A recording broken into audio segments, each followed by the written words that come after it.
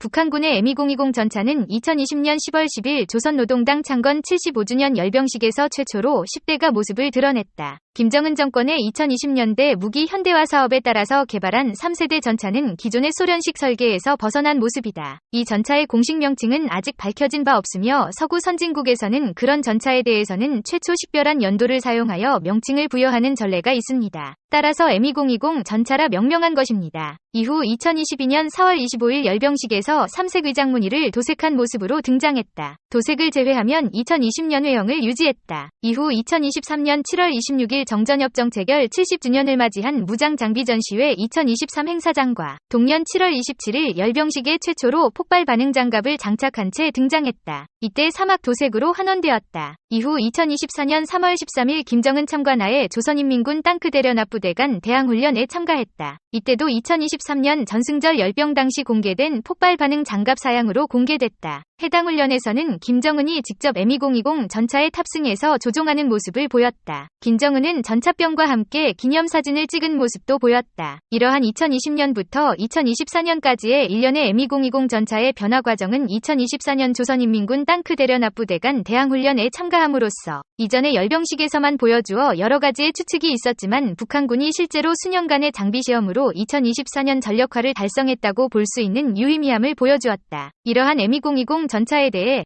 첫째 개발 배경, 둘째 화력, 셋째 기동력, 넷째 방호력, 다섯째 도색 분야로 세부적으로 알아보겠습니다. 1. 북한군의 신형 전차의 개발은 전반적으로 볼 때 이란 줄피카 3 전차의 차체, 포탑, 반응장갑 설계와 북한제 성군호 전차의 무장 시스템을 결합하고 여기에 러시아 T-14 아르마타 전차의 선진적 설계 개념을 받아들여 한 단계 더 업그레이드했으며 부족한 기술은 중국이 많은 지원을 해주었을 것이라 추정됩니다. 즉, 설계나 완성도를 보았을 때 기존 성군호 전차에 비해 급격한 전차 기술의 발전을 보여주었습니다. 일각에서는 신형 전차 보기륜 수가 7개인 것이 이란 줄피카 3와 비슷하다고 주장하고 있습니다. 2012년 9월 공개된 줄피카 3 전차는 보기륜 숫자가 7개이고 52톤 중량의 1000마력 엔진, 러시아 T-72 전차에 125mm 활강포화, 캐러젤 자동 장전 장치를 적용하였습니다.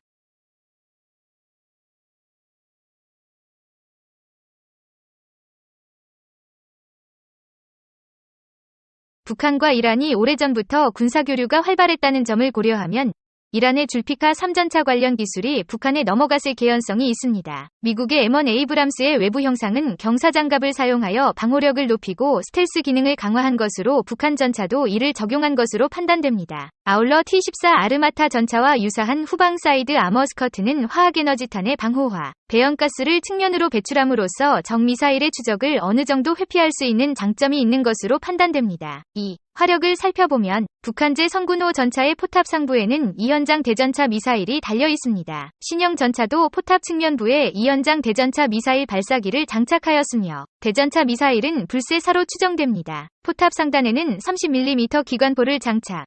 시가전 또는 근접전에서 적 모병 제압 및 회전익 항공기에 대한 대공사격 용도로 활용 가능한 것으로 보인다. 신형 전차장 조준경과 포수 조준경, 동적 포구 감지기 등으로 추정되는 것들이 장착되었고 적외선 탐조 등이 사라졌다. 전차장 조준경은 비록 전차장 큐폴라에 고정되어 있지만 360도 회전이 가능하며 열상 기능을 탑재했을 가능성이 있다. 포수 조준경은 주간 조준경, 야간 조준경, 거리 측정 센서가 통합된 것이 추정되어 높은 확률로 더미로 추정하지만 만에 하나 더미가 아니라면 상당한 수준의 기술 혁신을 이뤄냈다고 볼 수 있다. 또한 포신 앞쪽 끝부분과 포방패 위쪽에 동적 포구 감지기가 있습니다. 이 감지기는 사격 전에 포신의 미세한 휘어짐 상태를 감지, 조준 사격에 반영함으로써 포의 명중률을 향상시키는 장치입니다. 한국의 K1, K2 전차 시리즈 등 서방권의 3.5세대 전차에만 장착되던 것입니다. 만약 북한이 이 장비를 갖고 있다면 서방권 3.5세대 전차의 정밀 이동 사격 능력을 가지고 있다고 봐야 합니다. 주포는 기존 성군호에서 사용되었던 125mm 활강포를 부착하고 포수와 전차장이 별도의 열영상 장치를 가지고 있어 헌터 킬러 기능, 전차장이 관측하고 포수에게 전달해 신속히 교전이 가능하도록 하는 기능이다. 전차장은 헌터이고 포수는 킬러이다. 또한 전차장이 포탑 좌측에 타던 성군호 전차와는 달리 전차장의 위치가 포탑 우측입니다. 포탑 내부 구조 변경 때문일 수 있습니다. 즉, 자동장전 장치가 있을 수 있습니다. 러시아식 자동장전 장치는 원형으로 포탄을 배치하기 때문에 포탄의 크기가 제한되는 단점이 있습니다. 때문에 어떤 방식의 장전장치가 있을지는 차후 분석이 필요합니다. 하지만 우리 군의 K1 전차와 K1A1 전차의 사격 통제 장치도 K2 전차 수준으로 업그레이드될 예정이기 때문에 북한 전차에 대한 성능적 우위는 유지될 수 있다고 개인적으로 생각합니다. 3. 기동력 면에서는 여유 출력이 없을 것으로 여겨집니다. 이 전차에 강한 영향을 준 것으로 여겨지는 이란 줄피카 3전차도 중량은 52톤인데 엔진은 1000마력에 불과합니다. 선꾸노의 1200마력 엔진을 탑재했더라도 55톤 전후의 무게가 될 것으로 보입니다. 4. 방호력을 부여하는 장갑의 경우 기존 북한 T계열 전차에 모듈 장갑을 제작해 부착한 방식으로 보입니다. 이번 신형 전차는 제3세대 전차 수준 이상의 복합 장갑이 적용되었음을 추정할 수 있습니다. 개발된 지 40여 년이 넘은 복합장갑 기술이기에 북한에서도 충분히 개발 가능합니다. 2023년 7월 27일 전승절에 열병에서 포탑 전면과 차체 측면에 반응장갑을 장착하였습니다. 전차의 측면은 러시아 T-14 아르타마 전차의 영향을 많이 받은 것 같습니다. 차체 측면의 사이드 스커트와 그 아래의 고무 스커트 형태를 비롯하여 포탑 정면 좌우 아래에 능동 방어장치 대응탄 발사용이 장착되어 있다는 점, 포탑 좌우 측면에 능동방어 시스템의 센서로 보이는 IR 센서와 밀리미터파 레이더, 전면 라이트의 위치 등이 대표적입니다. 또한 차체 후방에는 T-14가 적용한 슬로3어 방어체계까지 도입되어 신형 전차로서 방호력에 비중을 두었음을 알 수 있습니다. 다만 능동방어 장치 센서 등 다양한 센서가 실제 장착되었을지는 의문입니다. 하지만 더미치고는 전자장비의 디테일이 자세하다는 것이 저의 견해입니다. 하여튼 2023년 7월 27일 공개된 무장장비 전시회 2023 선전 영상에서 전차에 탑재된 하드킬 APS-가 RPG-7을 요격하는 모습을 보여주었는데 이는 T-14 아르마타의 아프가니트 APS 위 복제품이라고 판단하고 있다. 이는 북한이 러시아 방산업체를 해킹해 얻은 기술로 추정하고 있다. 5. M2020 전차에 사막색 도색을 한 이유는 무엇일까요? 하나는 주한 미군 전차로 교란 가능성이 있다는 견해와 열병식 행사용의 가능성이 있다는 견해가 있으나 저는 둘 다 가능성이 있다고 봅니다. 일각에서는 이 차량이 전투가 가능한 실물이 아니라 주행만 가능한 목업이라고 보기도 합니다. 혹자는 이 전차가 중국의 수출용 전차 VT-4나 이란의 줄피카-3 전차를 빼닮았다고 지적합니다. 실제로 북한과 중국, 이란의 끈끈한 관계를 고려하면 개연성이 있는 분석입니다. 한 발 더 나아가서 이 전차에 장착된 센서들은 실물이 아니라 더미일 것이라는 추정도 있습니다. 군 소식통은 신형 전차의 첨단 센서들 중엔 실물치고는 좀 투박한 것들도 있다.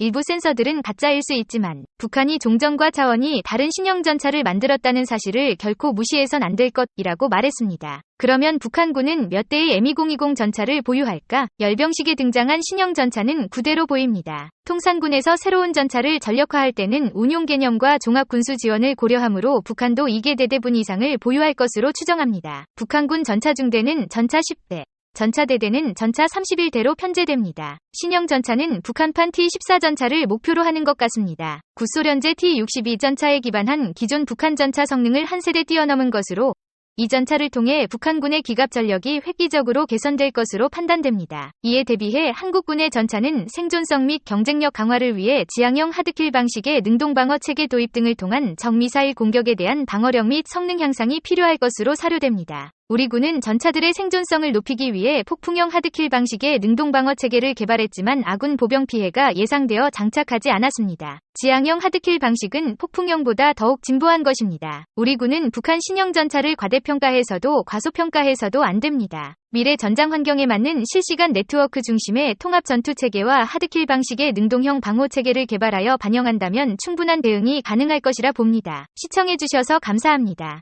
유용하게 보셨다면 구독, 알림 설정 부탁드려요.